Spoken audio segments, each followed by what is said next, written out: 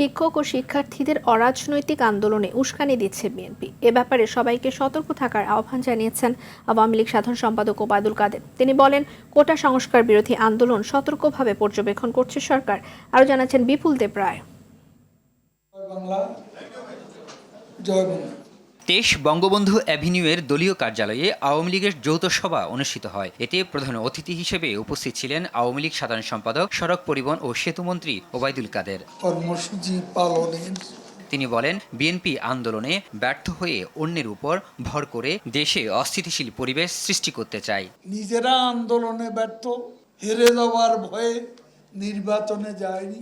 এখন যদি কোটা সংস্কার আন্দোলনের উপর ভর করে সরকার হটানোর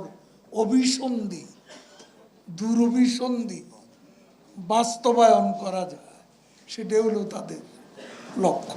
কোটা সংস্কার বিরোধী আন্দোলনকারীরা আদালতে নিজেদের বক্তব্য তুলে ধরার যে সিদ্ধান্ত নিয়েছে তা স্বাগত জানিয়ে আওয়ামী লীগ সাধারণ সম্পাদক বলেন, অরাজনৈতিক আন্দোলনে বিএনপি উস্কানি দিচ্ছে।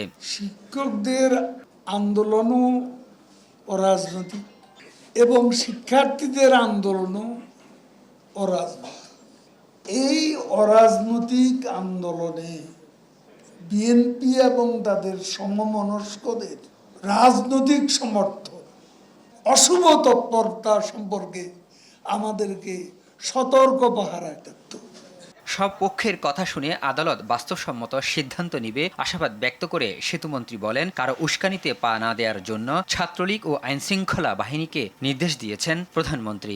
ছাত্রলীগ যেহেতু শিক্ষা প্রতিষ্ঠান, ছাত্রলীগকে খুব সতর্কভাবে এ পরিস্থিতি মোকাবিলা করতে হবে।